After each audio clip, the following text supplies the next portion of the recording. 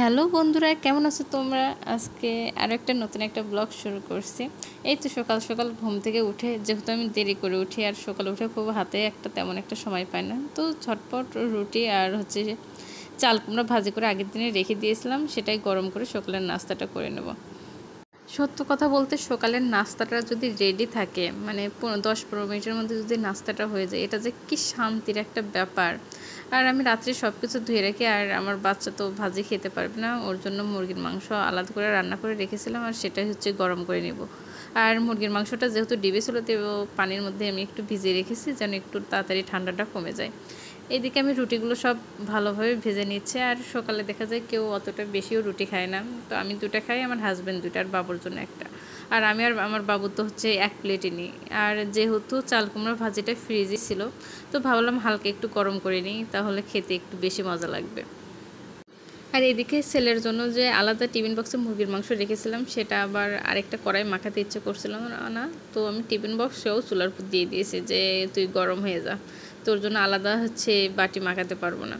তো সকালে নাস্তাটা গরম করে যে যার প্লেটে বেড়ে নিচ্ছে, হাজব্যান্ডকে সাজিয়ে দিয়ে এখানে আমি আর আমার বাবু নিলাম।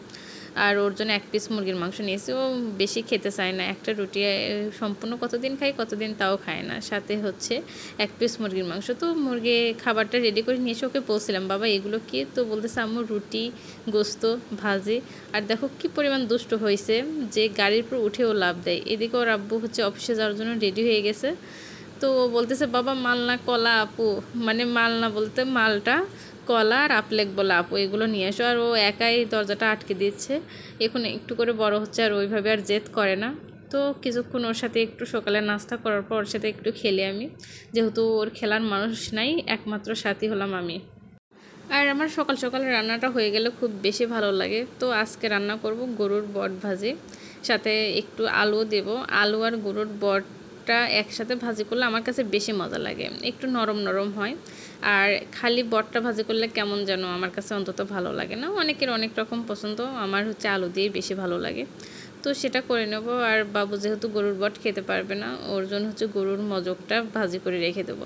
সেই সাথে বিকেলের নাস্তার জন্য একটু বুট ভাজি করব, যেন বিকেলে আর চুলার পাড়ে না আসা লাগে। আমার দেখা যায় বারবার চুলার পাড়ে আসতে আমার অন্তত খুব বেশি বিরক্ত লাগে।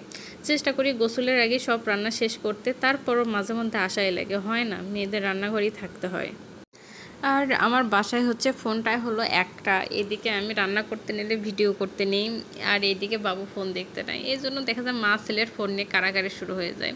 আর রান্নার ফাঁকে ফাঁকে ওর কাছ থেকে একটু ফোন নিয়ে এসে আমি রান্নার ভিডিওটা একটু শর্টকাট ভিডিওগুলো নিয়ে রেখে দিই, যেন ব্লগে শেয়ার করতে পারি। আসলে যাদের বাসায় বাচ্চা আছে আর ফোন আছে, তো তাদের সবারই আমার মতো এই সমস্যাটা পোহাতে হয়। বাচ্চার কাছ থেকে ফোন নিয়ে আবার ভিডিও করা, আবার বাচ্চাকে সান্ত্বনা দেওয়া, আবার বাচ্চাকে ফোন না দিলে রান্নাঘরে এলোমেলো করে ফেলে, ও রান্নাঘরের জিনিসপত্র দিয়ে খেলে। এই হলো অবস্থা। তো এইদিকে আমি দুপুরে গরুর বট ভাজি দিয়ে ভাতটা খেয়ে নিচ্ছি। আমার কাছে বেশ মজা লেগেছে গরুর বট ভাজিটা। আর অনেকেই গরুর বট ভাজিতে অনেক বেশি তেল দেয়, আমি তেলটা খুব কম দিয়েছি। আর চেষ্টা করি যে গরুর বটের যে তেলটা আছে বা ভাজার পর গরুর বট থেকে যে তেলটা বেরিয়ে আসে, ওটা দিয়ে মানে বেশি মজা লাগে এমনি নর্মাল তেল দেওয়ার থেকে। এতে করে আমার তেলটাও অনেক বেশি সাশ্রয় হয়। আর আমার দেখা যায় গরুর মাংস, গরুর বট ভাজি, এগুলোতে আমি তেলটা খুব কম ব্যবহার করি। দেখা যায় এগুলোর তেলেই এগুলো আমি রান্না করি। এতে করে আমার মানে তেলের সাশ্রয়টা ভালো হয়।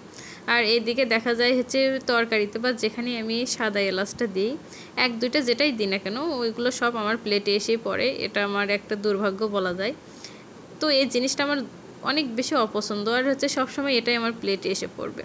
এদিকে দেখো ফিল্টারের কিটটা শেষ হয়ে গেছে। তো দুপুরবেলা আগের দিন আমার হাজব্যান্ড কিট নিয়ে এসে রাখছিল, তো ওটাই আমি ঠিক করছিলাম।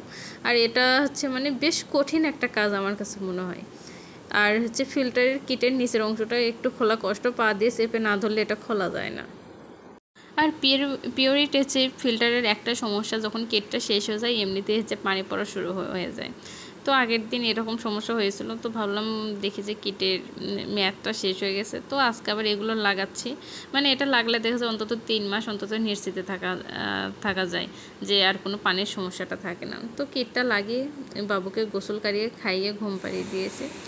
তো ও ঘুমালে আমার একটু শান্তি আর রেস্ট। আর দেখা যাচ্ছে এখনও ঘুম আসলে আর রাত্রে আবার ঘুম আসবে রাত 12টা 1টার দিকে। তো এতক্ষণ ওর সাথে আমার ডিউটি করতে হবে। আর আমাদের মেয়েদের সারাদিন এইসব ব্যস্ততাতেই চলে যায়। তো আমার এই ব্লগগুলো যদি তোমাদের কাছে ভালো লাগে অবশ্যই লাইক, কমেন্ট অ্যান্ড শেয়ার করো। সেই সাথে আমার চ্যানেলটা অবশ্যই সাবস্ক্রাইব করো। আজকের মতো বিদায় নিচ্ছি। আল্লাহ হাফেজ।